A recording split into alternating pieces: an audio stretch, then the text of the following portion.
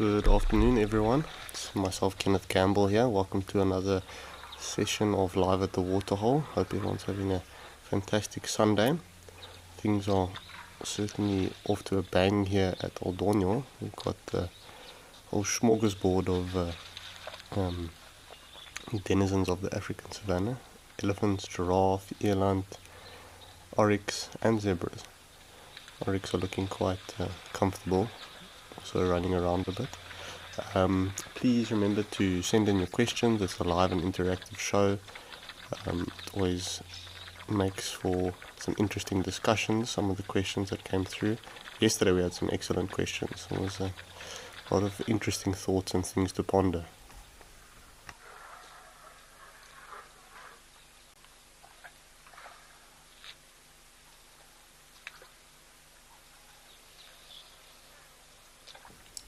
It's quite a nice, big, majestic elephant bull.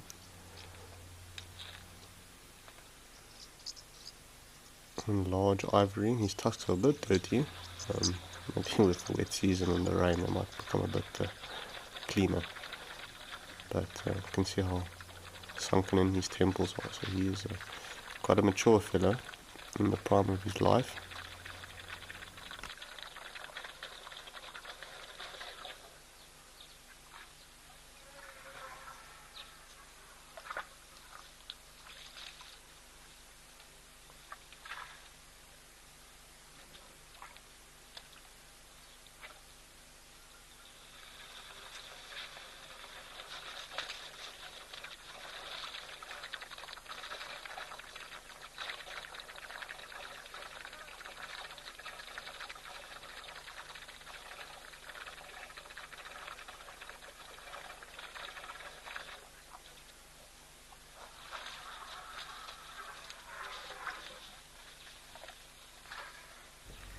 Can really hear him slurping away at that water.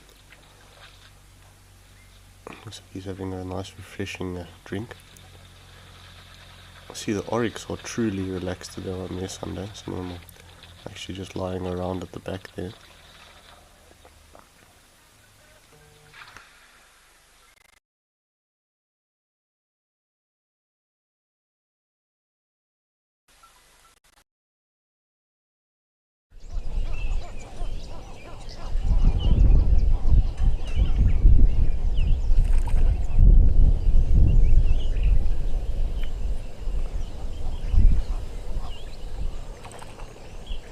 Apologies for that, everyone, just a small little issue at Aldonio, but that's fine. We've moved over to Tau. There's also plenty going on here. Nice big herds of zebra and wildebeest on the plains. I wonder what else is in store for us. I was earlier this morning I was watching a few feeds, and it was actually Lentor was quite busy. I saw a jackal, and it appears as if I imagine it must have been last night. I'm not entirely sure on the time, but it does seem like there were some lions that had come to drink. That maybe explain why yesterday our zebras were quite alert when they were drinking at Lentor. One can always hope and dream that we see lions, but I don't think it's exactly the perfect time of day.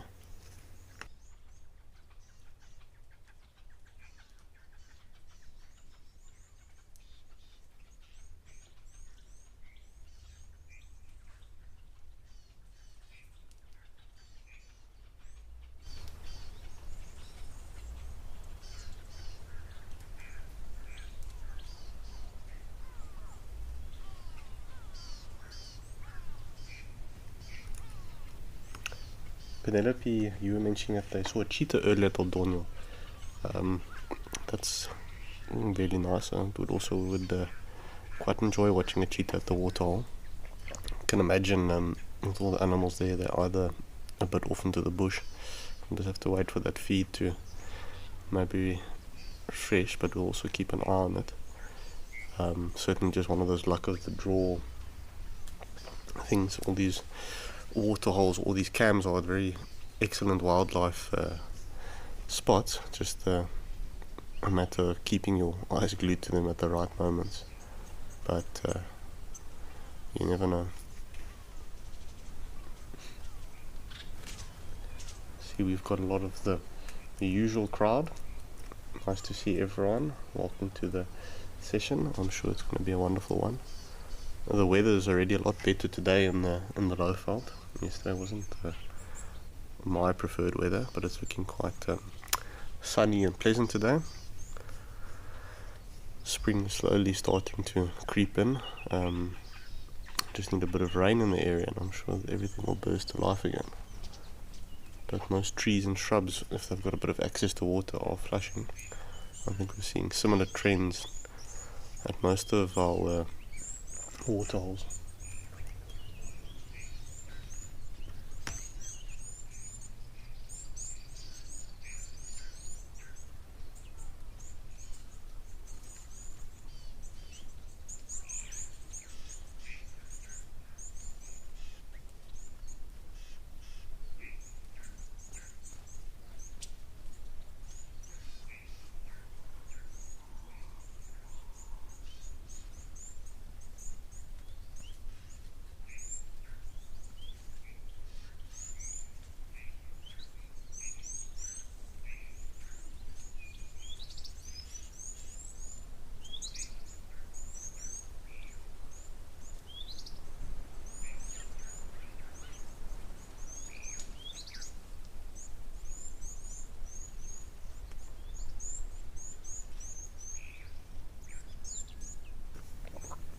So you've got a flock of guinea fowl moving alongside the zebras there. It would be quite cool if we could see these ones a bit closer. Yesterday we had some nice close-ups of the guinea fowls up at Lentor. We could really maybe compare some of the differences, but alas, we'll have to wait for them to maybe get closer.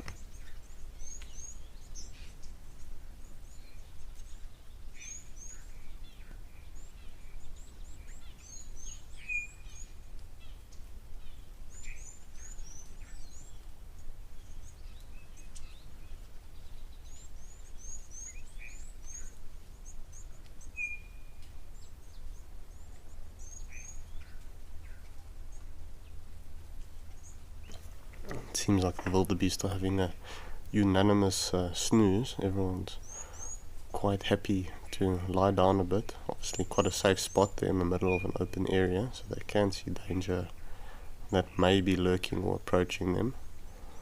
Of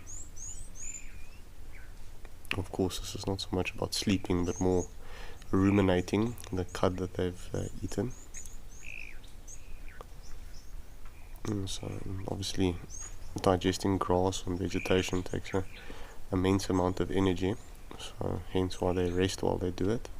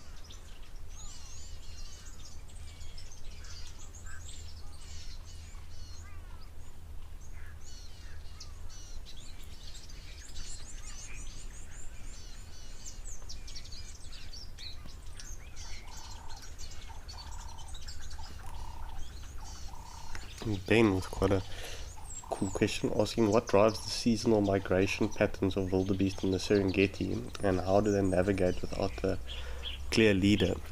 So yeah, I'm speaking from personal knowledge. I've never been able to visit the Serengeti,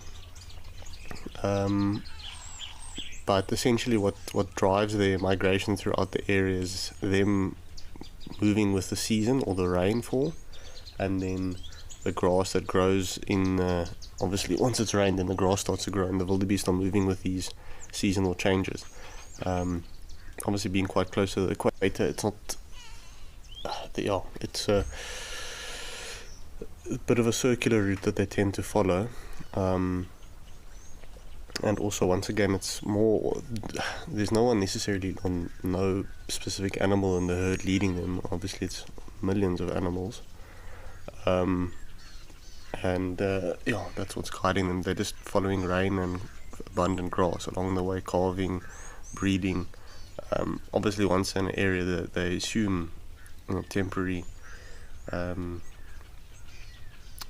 or males will assume temporary territories which will defend or try court females. But yeah, that's the main driving factor, is the availability of grass and rain.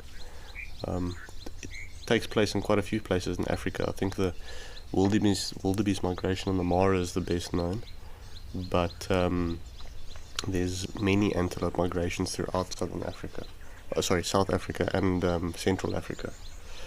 It sounds like everything's working again at Old Donyo, so we're going to head over there.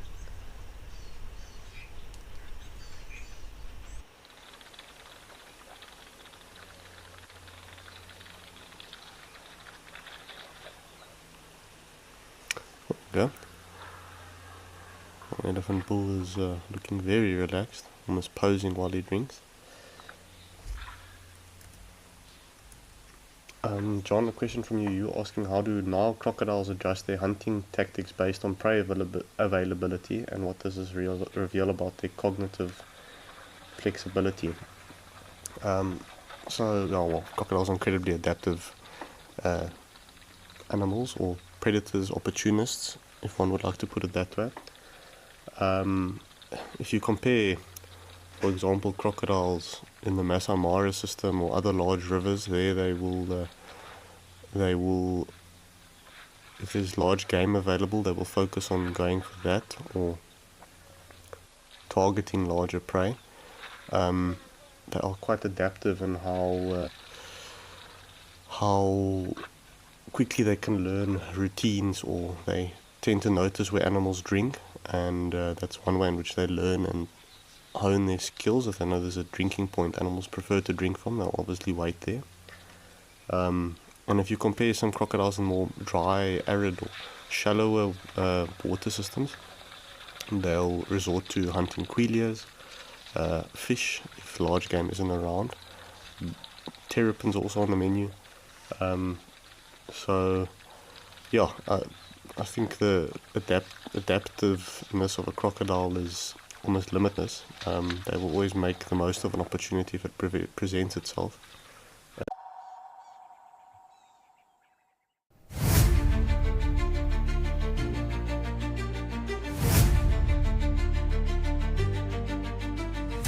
We'll see you out on the safari. It could be a very exciting morning.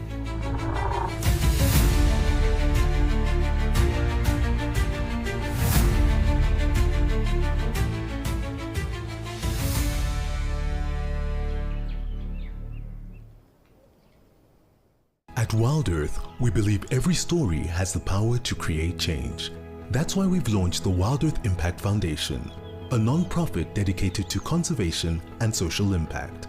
By showcasing conservation stories, we can change lives, protect nature, and empower communities. We have partnered with Empowers Africa to accept tax-deductible donations from US donors. Your donation will help fund critical programs that support our mission. Join us and be part of the change. Best sighting I've presented. I found myself with wild dogs. We chased the dogs around, chased them around. They ate an impala. We got the end of that. Then another impala went into Gowrie Dam down the road there, and the wild dogs went around. Eventually the impala came close to the bank. One wild dog went and grabbed it and then just pulled it out and just did what wild dogs do. It was an emotional experience, but it was very, very special.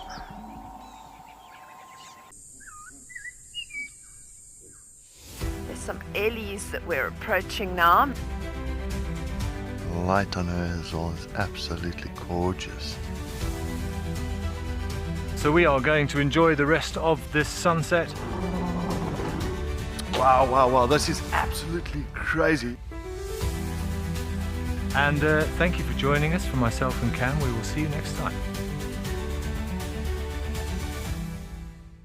Out here, every wild moment counts, and as a Wild Earth explorer, you will not miss out.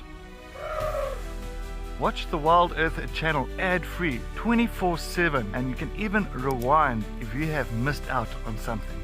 Enjoy the behind-the-scenes video clips as well as fireside chat, or get the early offers on our travel experiences. It's the best way to stay connected and be part of the Wild Earth family.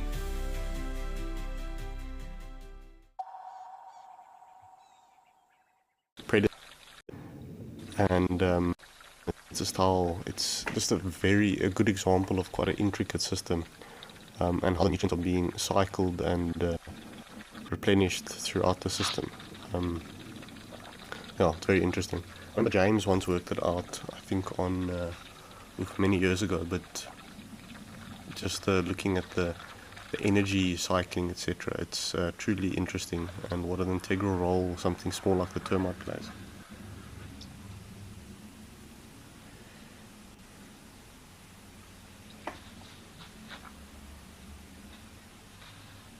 Wide-eyed with an interesting question. You were saying you noticed that antelope names often have the C or K sound.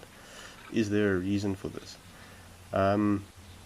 Obviously, a name is always just a name. Depends on what someone decided many years ago. But I think in southern Africa, it probably have a lot to do with Dutch settling with the first year, and then how these names are maybe or turned a bit into English names. That plays a role. Like, for example, the white and the black rhino, that was naming maybe in the came across to English, it got a bit lost in translation. Also, a lot of the words come from native people. The Khoisan were quite integral in naming some animals, kudu, etc. But yeah, I would reason that your biggest influence would have to be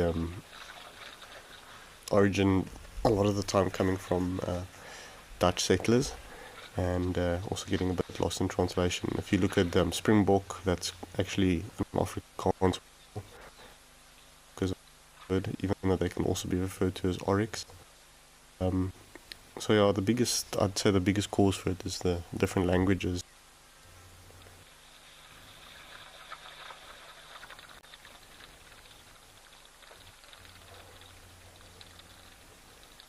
Quite a piece with all our oryx and eland. It's not very perturbed. He doesn't seem to be taking notice of anyone.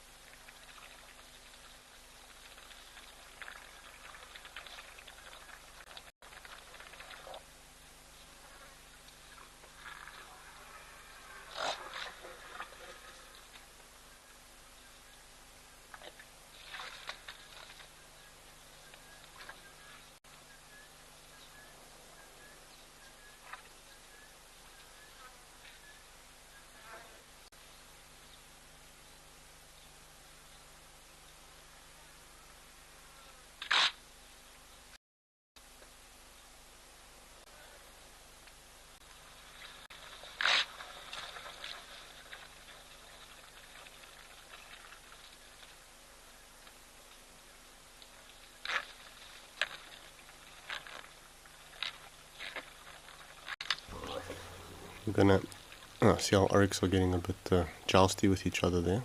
It's a short-lived fight. We're gonna head over to my Lady Dam and see what's going on there.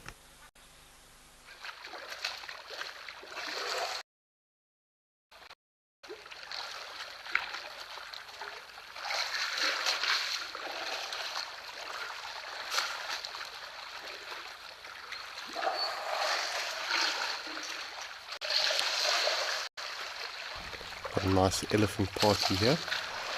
You can hear quite a bit of splashing taking place. You can see one of the ellies has got themselves in the reservoir.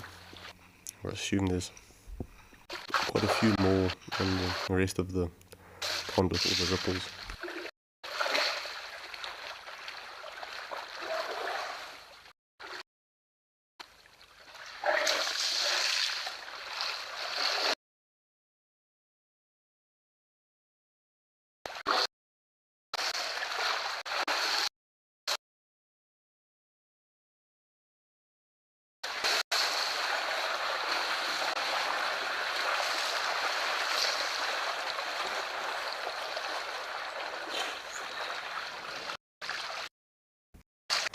There's a lot of splashing taking place now, so you've got a small out. Seems like they're having a good pool party.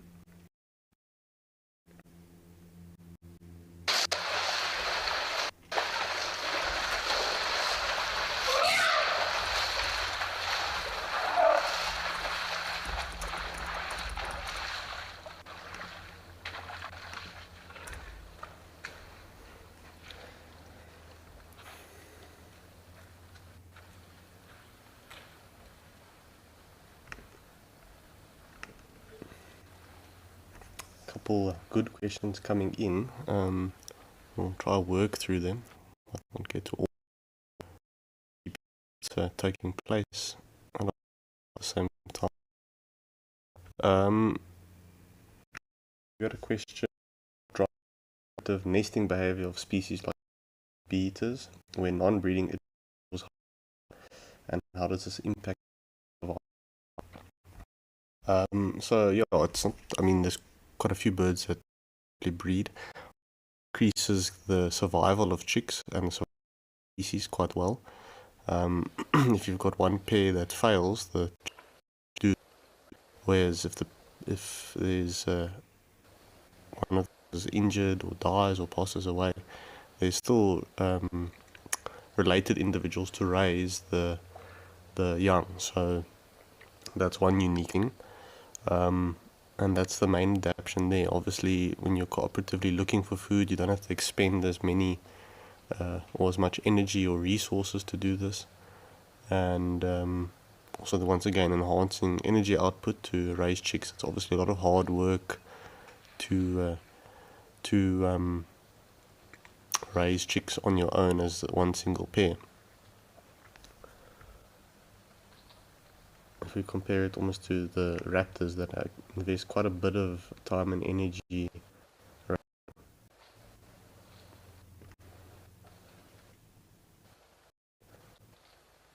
One could also the related individuals start to learn these traits, success, etc., raising young, and it also allows them to be well prepared one day breed.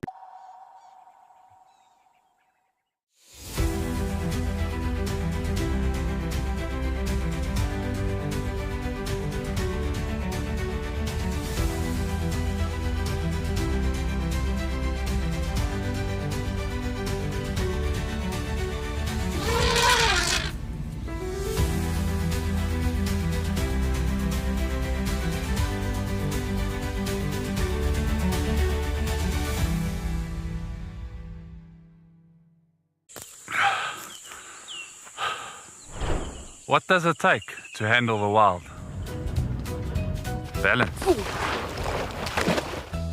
Determination. Focus. Yaku!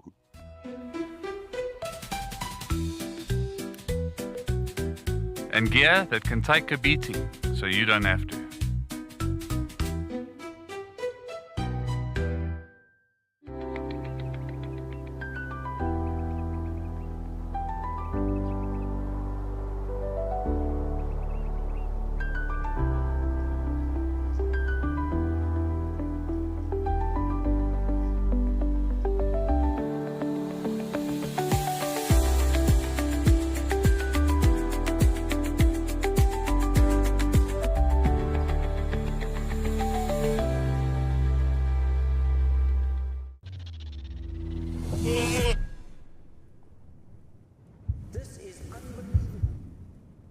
Oh, she's gonna catch it.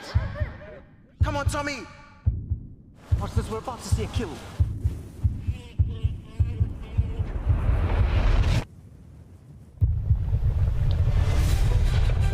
You can see how close he is from where I am.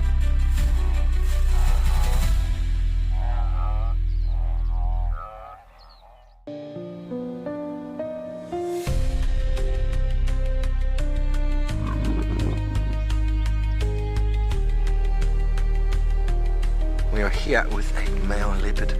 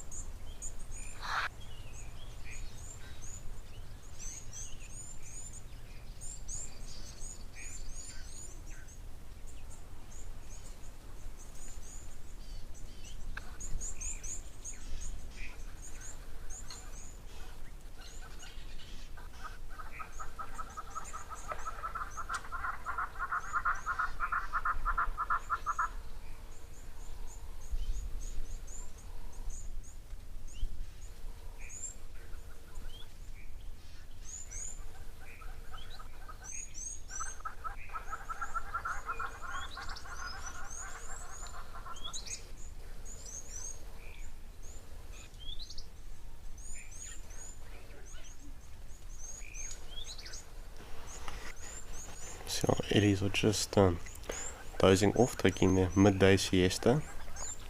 Apologies for my absence for a little bit, I just had a small issue to sort out. But yeah, these looks like two young bull elephants peacefully under the shade.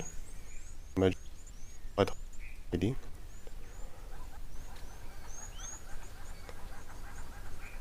This is not too far away from where I am, and it's certainly hot where I'm sitting at the moment, so I can only imagine what it's like being in the sun.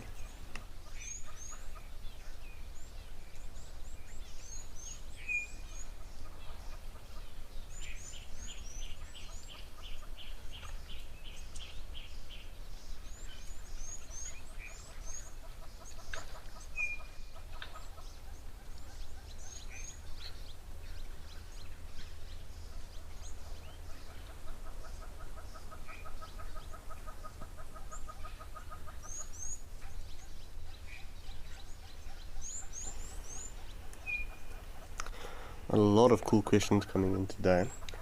There's one from Riley. How long does it take for a gene pattern to be dominant? Riley, quite a few generations, and it's not something you will necessarily... It also depends on the size of the animal. So with birds it can kind of take a bit, not really noticeably so. I think within a human lifetime, maybe over an entire human lifetime, you may notice some changes. obviously smaller animals that breed more often are able to, or gene patterns are changing continuously as new offspring is born more regularly. So in insects, they adapt quite quickly to changes in the environment, and that's how some of certain genes will also become dominant in a much more rapid time space. For example, insects can develop resistance to insecticides quite rapidly if they are exposed to them continuously, whereas a larger animal, it's much harder for, obviously those genes can only become that once that animal is able to use, and obviously there's such pressures on them. But yeah, it depends on the size of the animal. Smaller animals would obviously be able to change genes or have dominant genes take place a lot more rapidly compared to a bigger animal like elephant. But yesterday we also kind of spoke about that example of some of the elephants in Mozambique generally tending to be tuskless. Obviously that process also was sped up a bit because it was not natural selection. Elephants with ivory were being poached and they were being removed from the gene pool. So the only ones that were breeding and reproducing would have been your tuskless members of the population. So that's kind of an example, or a good example, of selective breeding at the hands of humans, but that can also, in that example, speed up the process a bit.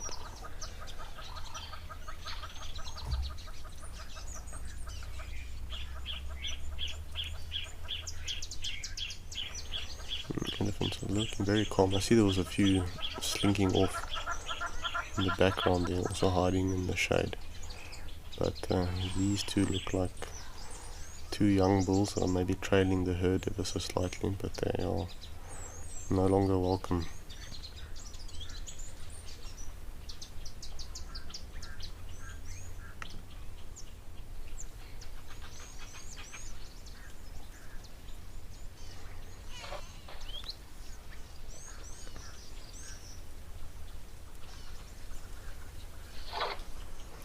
John, you'd like to know, why do elephants love splashing in the mud, and how does it help their babies stay cool?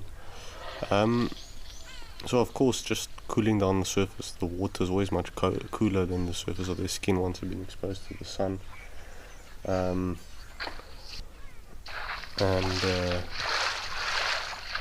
that's already just a major temperature difference just by applying a cool layer of water to your skin or mud, for that example. Obviously for smaller elephants it's a lot easier to splash around, etc. You don't often see big bulls doing it, although a week or so ago I was in the Kruger and actually saw quite a big bull really getting into the mud. So I think it's all dependent on how hot you truly are and how much you want to change it.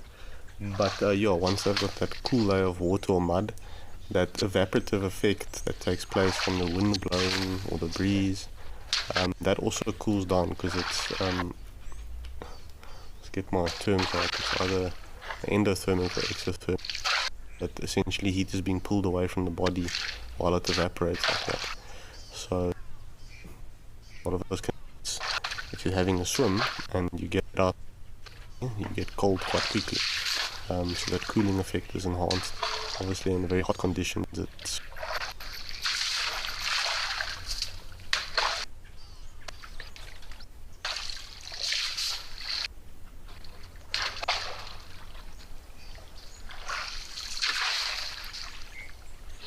and obviously when it comes to mud is also will stay on the skin of the elephants for a lot longer, so it also keeps that cooling effect for much longer than water. Once it's dry, that effect is no longer there.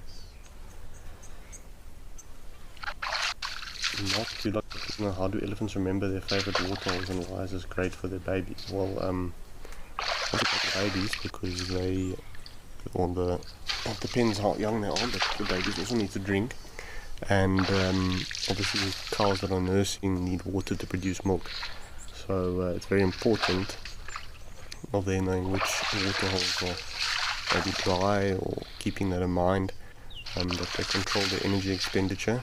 Obviously it's also tough for the little elephants to keep up, and it's hard on them moving so far in the dry season when nutrition is going to get limited. That is sometimes often where you see casualties with calves. It's late in the dry season when they struggle to keep up with the large distances the herds are forced to travel. But yeah, this just comes back to elephants really do have a good sense of a very well-developed memories. They are able to remember things. It's a part of their day-to-day activity, and that's what makes them so adaptive and successful, that they've got the ability to travel over long distances and utilize certain resources very well, or know when they need certain resources. It's also for that reason why elephants, if they've been traumatized by poachers or humans, they don't forget very quickly. They remember this, and it takes a long time for them to trust humans again or be calm or docile with them. You see it in a lot of parks where there was maybe civil war, where elephants were poached or harassed. It takes many generations before they start to calm down and not behave aggressively or defensively towards people. So I think in closing, elephants have a very long memory, and it's important that we are always kind and respectful to them.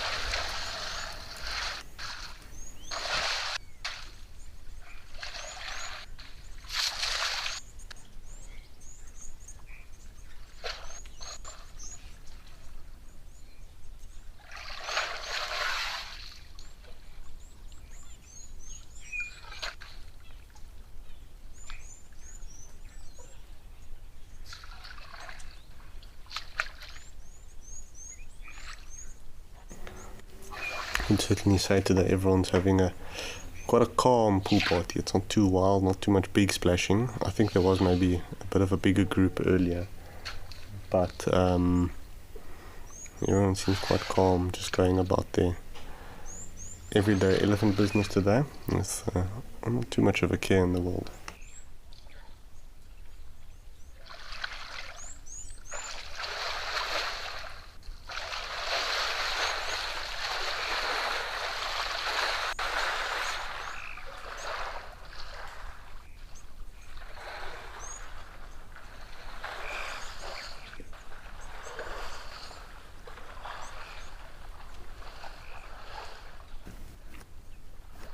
Spaz, you're asking, well, I think if ivory trade is still an ongoing issue in Africa, and what is done, or what is now done with newer technologies to prevent it, it is certainly still an ongoing issue. It's not as bad in southern Africa. Elephants are very rarely poached in southern Africa for ivory, almost never. Rhino poaching is much more prevalent and a bigger issue, whereas in East Africa and those parts of the country, rhino poaching is quite a large issue.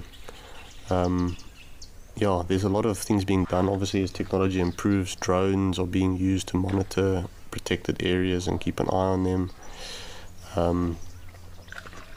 Stricter control when it comes to the export, stricter controls of animal products. But it's certainly challenging when it's illegal. We know how black market or illegal activities thrive.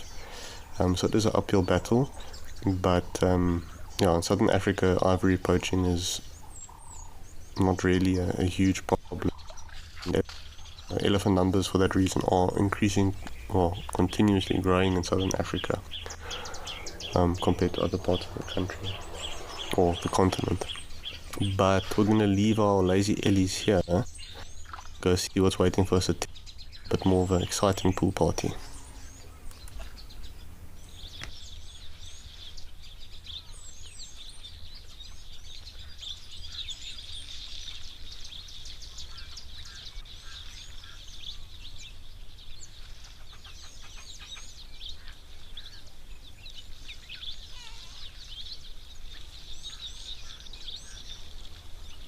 Just as I suspected, there's a few ellies here, although also quite peaceful and calm today. Also, I think the elephants are having a peaceful Sunday, not too wild. It's certainly looking quite dry at Tembe at the moment. The trees are looking very lush, however. See, my favourite boerbean is still flowering very beautifully with its crimson flowers there. It's amazing how truly big these trees are. They make the elephants look almost quite small, or dwarf them essentially. And I think we all know how big an elephant is, but yeah, it's amazing to see how a large tree can make an elephant seem like quite a small animal at times.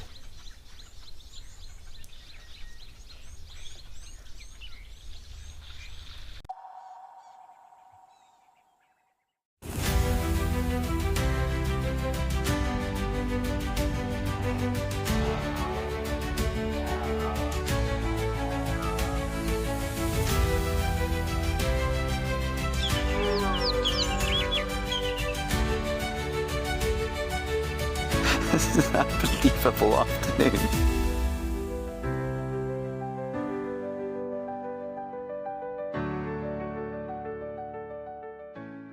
The Wild Earth Impact Foundation is a non-profit that uses the power of wildlife storytelling as a force for good. We create sustainable development projects that showcase conservation stories, empower people, and inspire environmental action. As a registered South African PBO, you can make a tax-deductible donation to the Wild Earth Impact Foundation. To find out more, visit our website.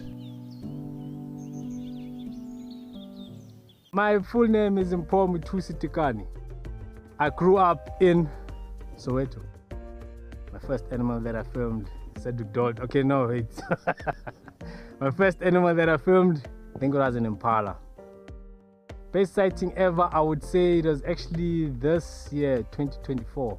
But it was at this Cedric when we had Muluwati and TP on a waterhole kill. I think we have to cut it. Join our expert guides at dawn for a live, immersive safari as the bush comes to life. Found ourselves a chameleon, and look how he's changed color. Every sunrise brings new discoveries. Pound for pound, a leopard is one of the strongest cats around. Ask questions, share your thoughts, and connect with nature live and in real time. Great excitement, great happiness. Start your day with adventure. If you love watching Wild Earth, here's a little tip. You'll gain access to the channel ad-free. You can rewind and rewatch sightings and gain access to our live Tuesday safaris.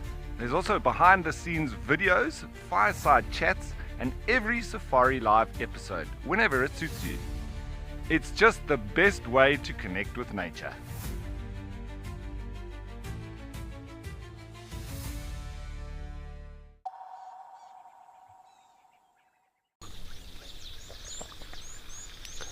Yeah, it's they're just very well adapted at latching onto their host. It's also quite interesting if you ever watch them feed for the ticks. It's almost as if they're combing through the skin or the hair looking for parasites. But obviously they'll eat lice, fleas, ticks. Sometimes you see them getting some mucus from the buffalo's noses or hippos, rhinos as well.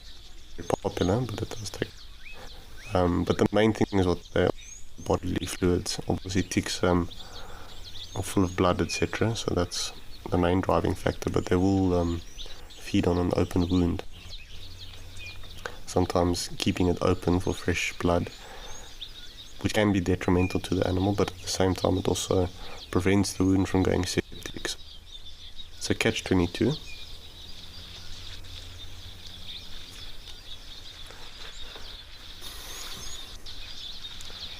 Gillian, you'd like to know how many species of ellies are there? I want to double check myself, but as far as I'm aware, there's 3. So you've got the savanna elephant, African savanna elephant, the forest elephant, which we get deep in the Congo. They're very scarce, very elusive and secretive creatures, quite smaller compared to their African savanna elephant cousins. And you find them in jungles in equatorial Africa. And then of course the Indian elephant, but I do want to double check myself there. So as far as I know, those are the 3 species. The desert elephant in Namibia is not considered a separate species, even though they are desert adapted and specialized in that part of the dry parts of the country, but they're not considered a separate species.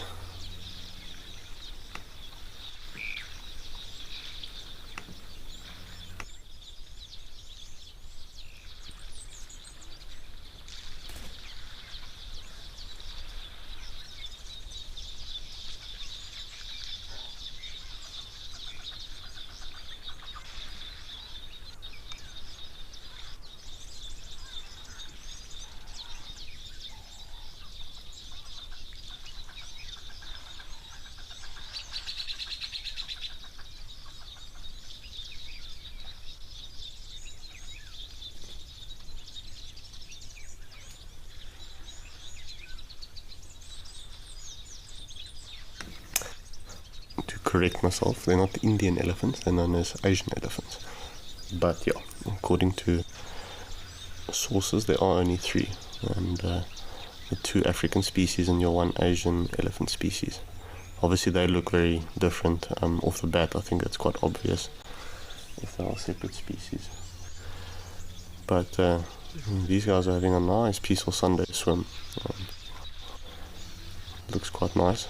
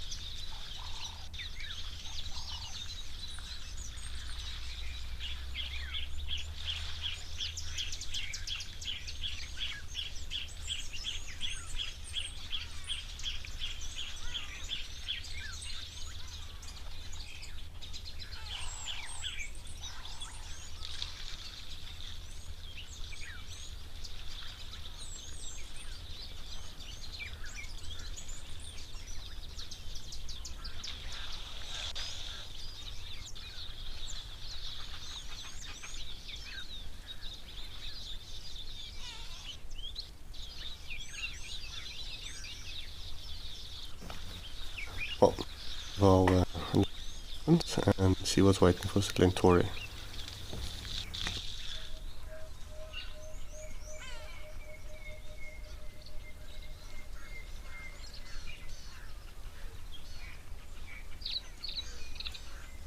A real few poofy, fluffy baboons. It was interesting for me how the baboons in Eastern Africa look a lot more, I don't know, groomed. Seem a lot more fluffy. Ours in Africa seem, but that seems like it was from them. Like they're staying around or goes swagger off into the bush.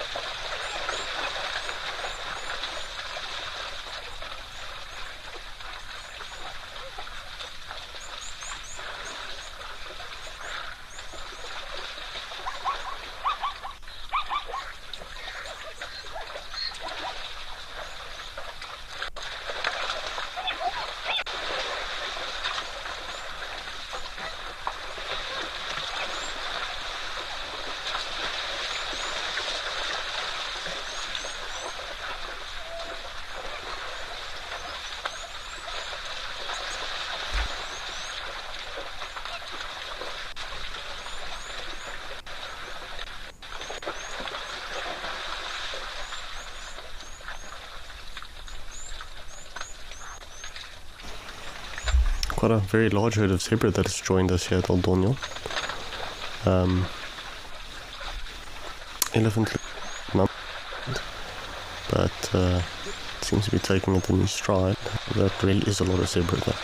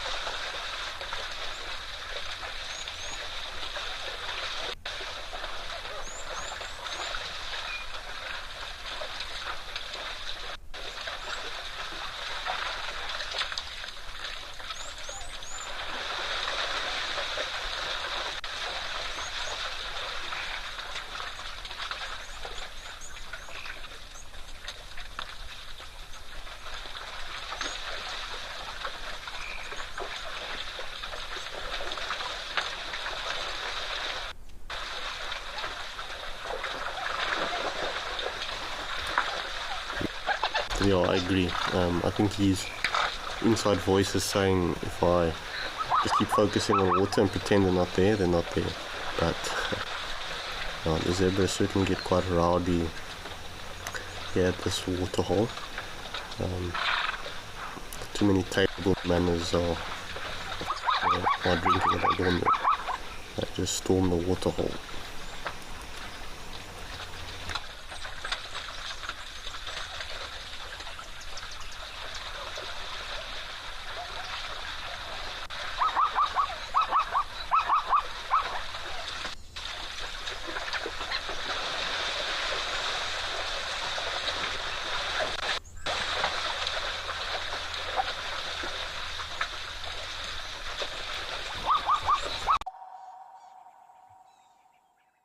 For years, we've shared virtual wildlife. Now, let's experience it for real. I'm Lauren Arthur, and I'd love to show you my amazing home here in the Greater Kruger of South Africa. This 5-night journey is an exclusive connection to my piece of untamed Africa. I live here in these gorgeous landscapes surrounded by epic wildlife. The wild is calling, so come and join me.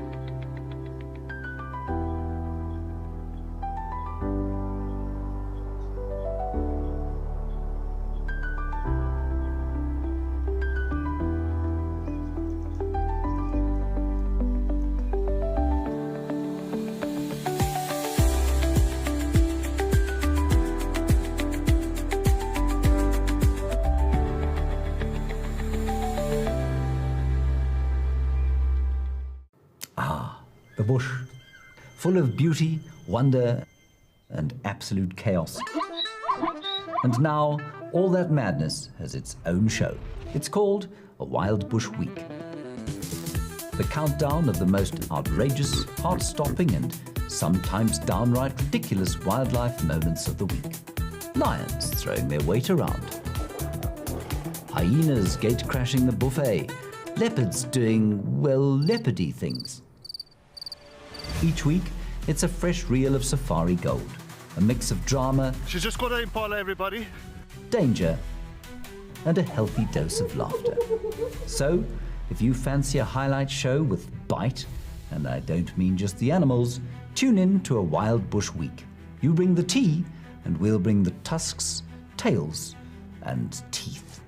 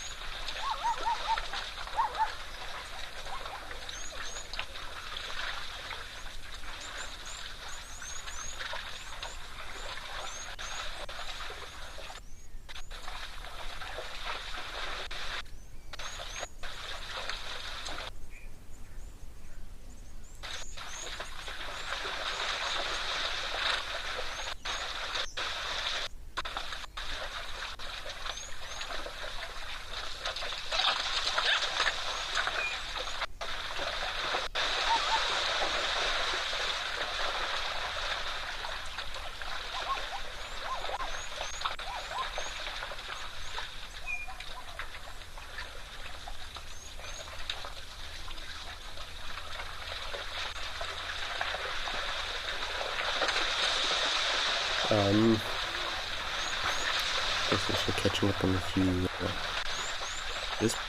misbehaving.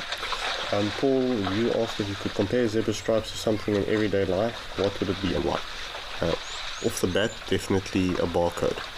They look like a bunch of moving barcodes to me. It's just that those or most of the stripes tend to same linear or a line. But you know, zebras for me are the walking bark chicken bush. Anyway, the boys.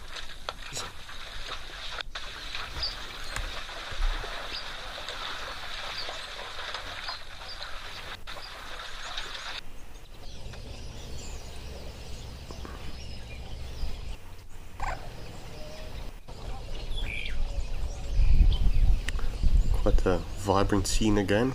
Nice bit of doing what they do best, wading around in the water. And we've got lots of waterfowl zipping around and swimming. It looks like our teals, I think also ducks.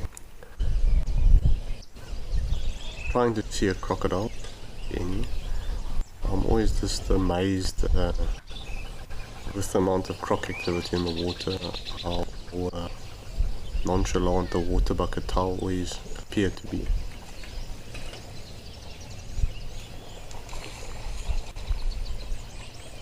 Question also from Gillian I wanted to get to, but it appeared, well, asking why do elephants have larger tusks than the ones in Kruger? Obviously, ticks poached over time, so yeah, Kenya is known for their tuskers. It might also have to do with a lot of the reserves in Kenya tend to be open grassy plains, obviously in a more wooded environment where elephants are using their tusks quite a bit.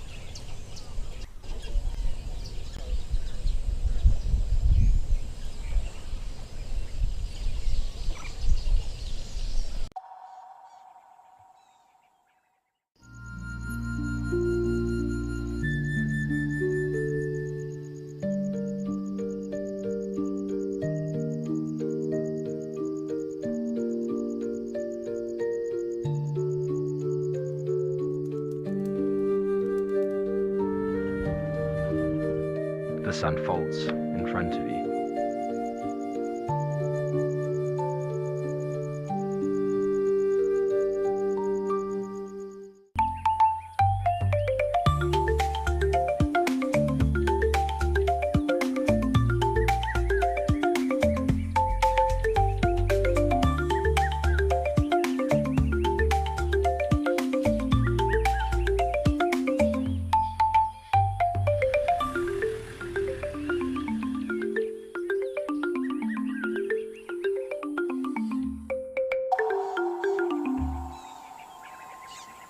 My full name is Tikani. Best part of my job is coming to see nature. Worst part of my job is logging. That's the worst thing ever, because you have to log amount of footage. You sit in front of that computer and yeah, you think of deleting the footage, but no, they need the footage. If I want a camel, probably a soccer player. I know some people don't believe me, but I'm very good, and I'm very fast. And that's it for this morning's drive.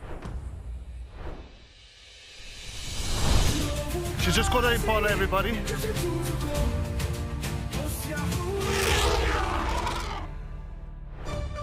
And we're going to be heading out and seeing what animals we can find.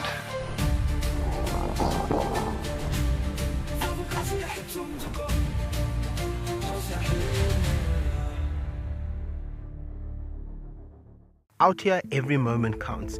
As a Wild Earth explorer, you won't miss a thing.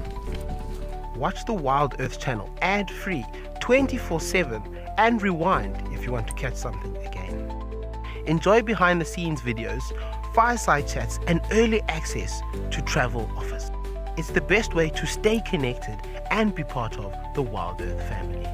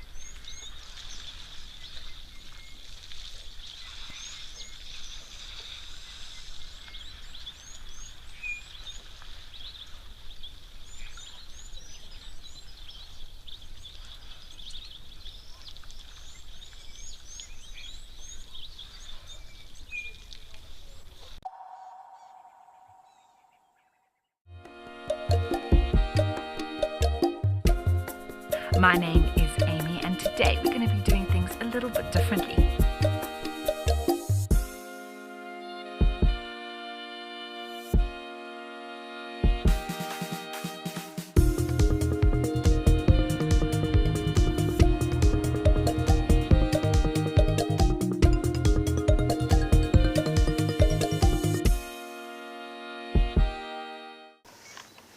Even a hyena coming into the action as well now. Oh my word! She's stalking the hyena now. Leopard, hyena, lion, all together in one shot. Oh! Whoa! This is action-packed.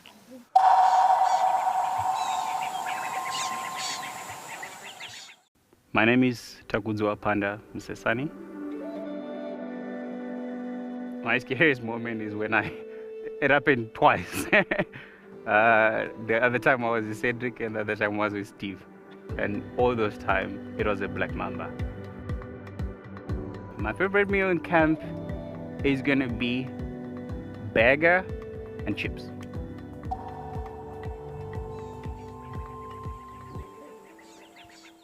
Every week, the wilderness delivers.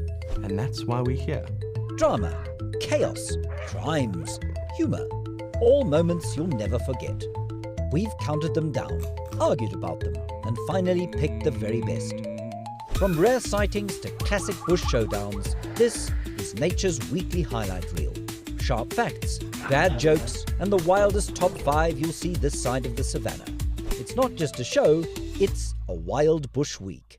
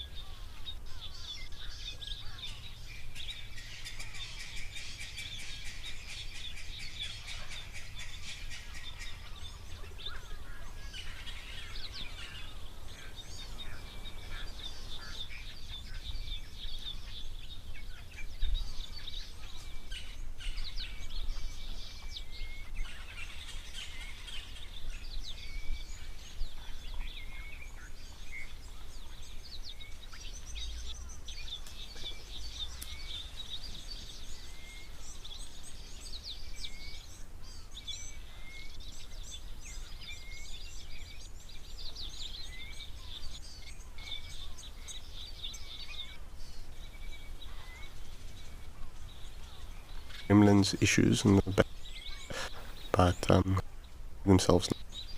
I see what there. They struggle with the pale boot or end of the screen, flowering quite now. Ellie's looking a bit dwarfed by the tembe.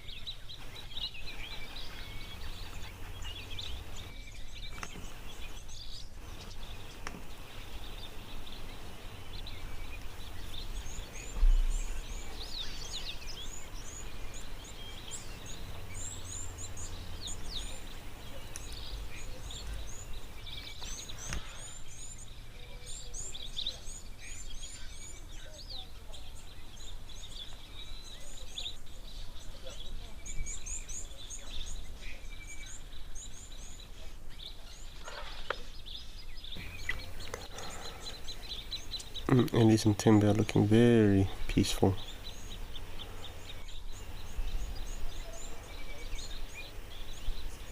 Just touching on that point that we were discussing with the larger elephants in Borneo, Kenya, opposed to Kruger. I think a large influence of it is also to do with interactions or how the populations were affected by hunting in the earlier parts of the century. With one Kruger National Park, when it was officially claimed as a national park, elephants were actually no longer present in the area. They'd been driven out by human pressure. They had actually left. It was only after a couple of years that they turned back to Kruger slowly but surely. And it's in that way that you could make the assumption that those elephants with larger ivory would have been hunted out and in the gene pool. But at the same time, there are quite a few big tuskers in the Kruger National Park. There are many large ones. Started off with the Magnificent Seven, which was to show these large tuskers off to the world, and even today there's plenty of elephants. One must remember tuskers themselves. This is not find super huge tuskers but I agree that most don't necessarily, but it just comes down to different genetics. Elephants, they're also thick tusks, not necessarily. But the example in this case, getting at Tembe,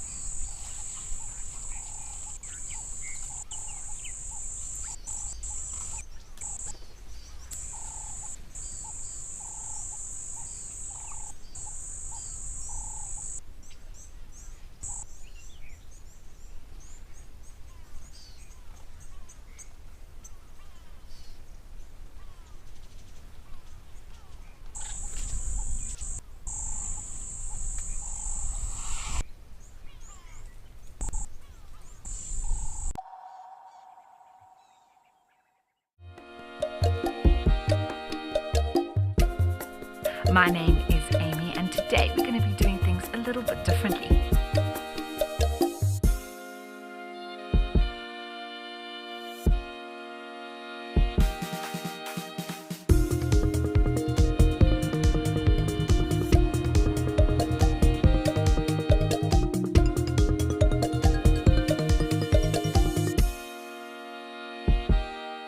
At Wild Earth, we believe every story has the power to create change.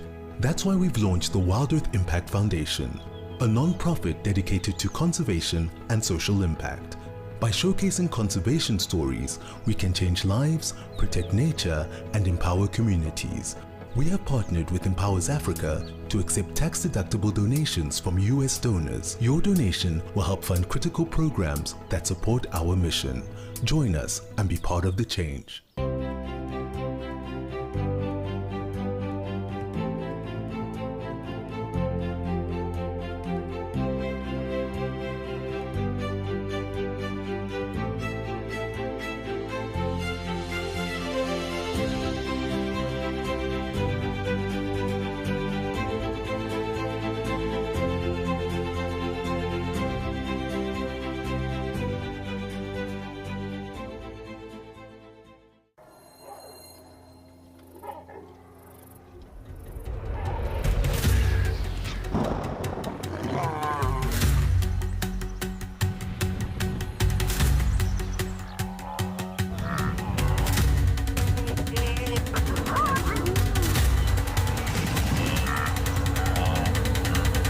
Greatest wildlife spectacle on planet Earth. We'll see you there. Out here, every wild moment matters, and as a Wild Earth explorer, you won't miss a thing. Watch the Wild Earth channel, ad-free 24/7, where you can even rewind and watch something again. Get access to behind-the-scenes videos, fireside chats, and access to early travel offers. It is the best way to stay connected and be part of the Wild Earth family.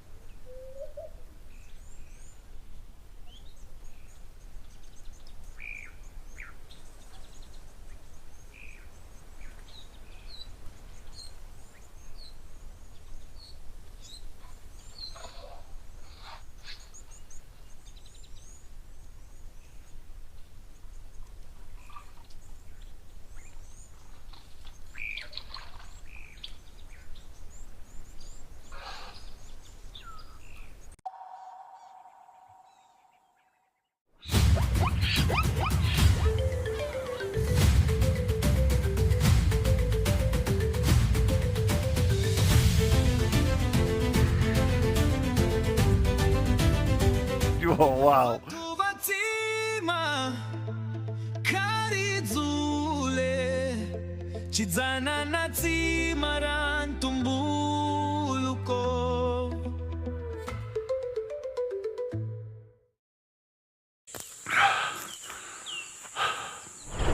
What does it take to handle the wild? Balance. Determination. Focus. Yaku!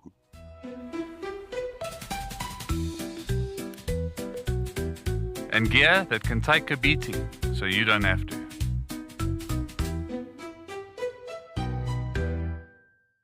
My name is Takudzwa Panda Msesani. I really want to film an artwork, and it has been my goal. I'll be just keeping my eyes open. The worst driver is Jem. He's driving, yeah. You gotta be holding on back in there, yeah? Like in bumps, and I mean, it happens when, these things happens when you're actually going for animals usually. But then, yeah, he's driving, yeah, you gotta put your seatbelt.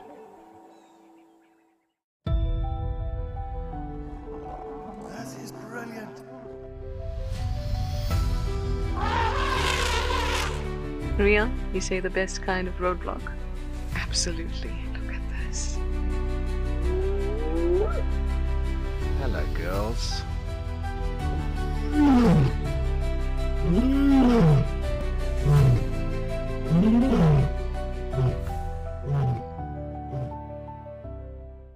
Safari, wine, and waterfalls. The ultimate African adventure. Sip South Africa's finest wines. Experience a world-class safari among Africa's iconic wildlife. And stand in front of Victoria Falls, one of the natural wonders of the world. All this can be yours with Wild Earth Travel, where Africa comes alive.